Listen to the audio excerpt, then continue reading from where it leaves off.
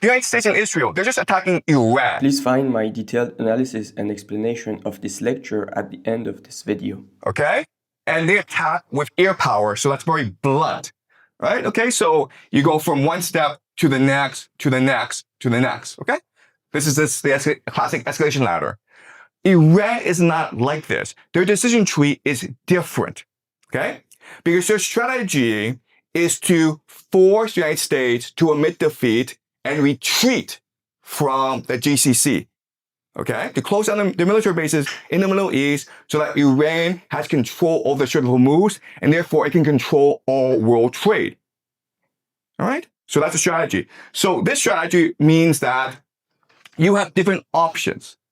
All right?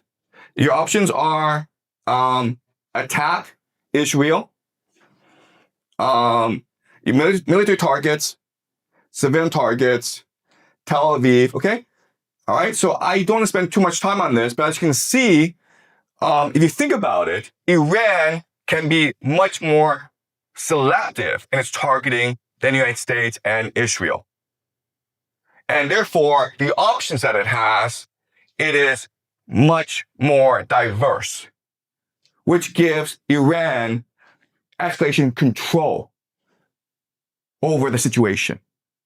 Okay? Do you guys understand this? All right. So let's look at why Iran has advantages over the escalation ladder. Okay? U.S., Iran. The first major difference is that Iran is active, whereas the U.S. is passive. Okay? Another thing this is, go back to the bully example where the bully has to maintain credibility. He has to show that he's more powerful than the other kids, right? So if you provoke him, he has no choice in the matter but to hit you, okay? But you, the new kid, can choose whether or not to provoke him or not. You can choose the timing of when to provoke him. Therefore, you're active, okay?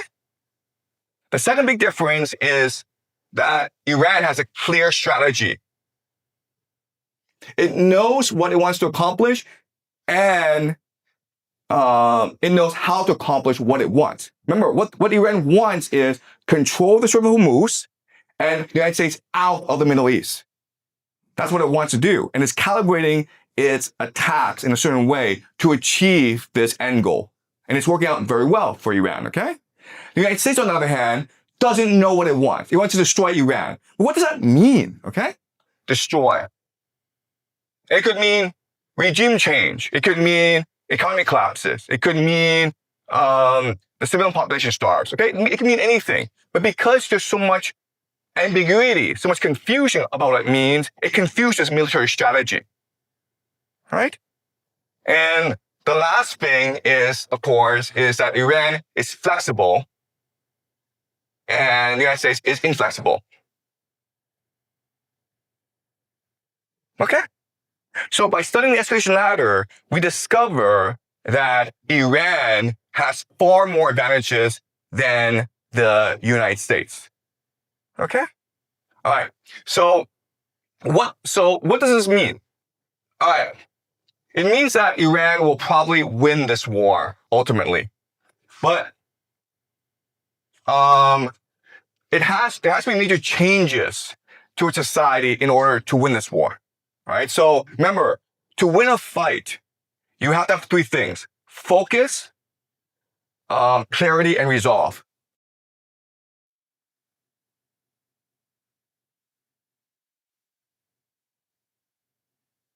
All right? You have to know what your purpose is. You have to know how to achieve it. You have to be determined to achieve it, okay? So what does this mean for the Middle East? What does it mean for Iran? First thing is focus means unity. Meaning that you have to unite your population, which means basically crushing all dissent. We can't argue anymore. We have to unify for a purpose, okay? The second thing, clarity, is to censor people. Censorship. And we're already seeing that in Israel, where you're not allowed to film military strikes. Okay, if a drone comes and attacks Tel Aviv in Israel, you cannot film that and put on social media. Okay, the government will come and arrest you. Same thing in Dubai. You cannot show Dubai being attacked. Okay, so massive censorship going on, and resolve just means militarization, where the Middle East moves towards total war. Total war just means that every citizen now is recruited into the war effort.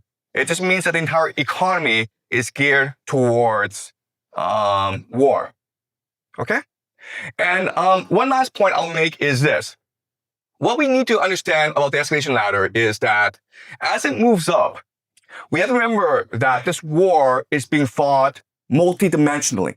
Okay? What does that mean? It means that the military is just one dimension, but there are four major dimensions. There are others, but let's focus on four major dimensions, okay? The first major dimension is narrative. Narrative is just basically world opinion. Second is political. Political just means the relationship of nations to each other, the relationship of the government to the people, okay? Political. The third dimension is economic. And the fourth is military. What's really important to understand is that the military dimension is probably the least important. There are other dimensions that are much more important. Therefore, these four factors determine how the United States and Iran move up the escalation ladder. Okay? Because your purpose is to control the narrative and justify why you're doing what you're doing. Political means you still have to maintain good relations with other states, right? So as the United States is fighting this war against Iran, the United States is still talking to China. The United States is still talking to Russia, okay? So that discussion, the political discussion, determines the contours of this fight. Economic means that as this fight is still happening, nations are still trading with each other. And that factors into how the military is fought. Okay? Does that make sense? So I know this is very complicated, but you need to understand how complicated war is. It's not as simple as saying, you know what, let's nuke that guy. It doesn't work that way. Okay? There are a lot of constraints. There's a lot of factors, a lot of stakeholders involved to constrain the use of nukes. So this video is pretty interesting because it's more about the Iranian strategy in the Middle East and about all of what's happening last few months, especially in the Strait of Hormuz. And if you look, guys, at what's happening in the world, especially what happened in Venezuela and now what's happening in Iran and especially in the Strait of Hormuz, about it's all about protecting the petrodollar, and so the the problem is that in this geographical area, United States are used to operate, and the problem is that they were not really successful uh, with their operations in the Middle East. If you look at what happened in Iraq, uh, it it it turned out that in Iraq they destroyed the country. They've sent ground troops, but what you what history tells us is that Americans are really struggling with the guerrilla warfare, and because they lost in Vietnam, in Iraq, uh, despite destroying the country, they were not able uh, to put a U.S.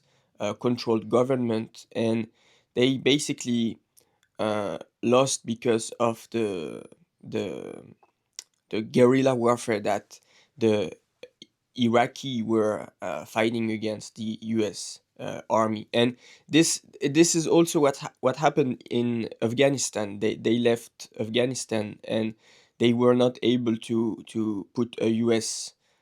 Based government in Afghanistan. And why would it be different this time in Iran? Well, history shows that if you fail twice, well, there's a high there it's really likely that the third time you will fail too. And in Iran, it's taking this direction, unfortunately. And the problem is that United States, they they are facing a dilemma whether or not they will they ha- whether or not they sending ground troops, because the problem is that they can't win without sending ground troops. Because if they don't send ground troops, if they don't start a ground invasion, well, they won't be able to achieve their goals. Maybe they will be able to completely destroy the country, but they they will never take control of the Strait of Hormuz, which is their main goal. What they want is to back up the petrodollar system, and they need to control the Strait of Hormuz for that. And but the problem, on the other hand, is that uh, if they send ground troops, Donald Trump will lose the uh, public support of the United States people. And this is a big problem, and time is ticking against Donald Trump, because you have those midterms elections. And well, the thing is that if he sends ground troops before those elections, well, uh, he will uh, probably lose. But the thing is, if he waits to see the outcome of the election and then sends ground troops, it could be even worse, because um, this could be perceived as a betrayal of the local population.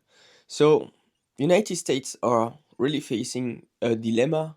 And if you look at the big picture, well, the future is not really great, because it's all about backing up a certain currency. Well, United States are trying to back up the US dollar by the petrodollar system. And Iranians, they are trying to create a new system, a new vision, which is the petro yuan.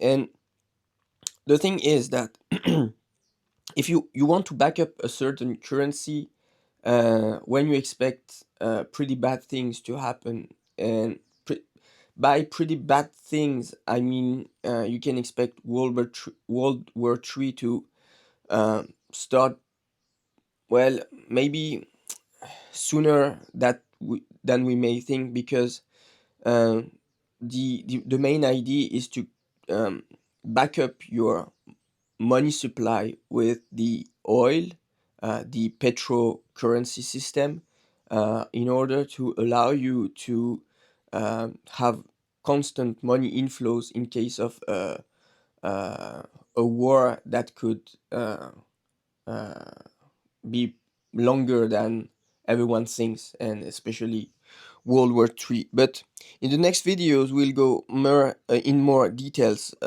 into this vision. So I see you on the next video.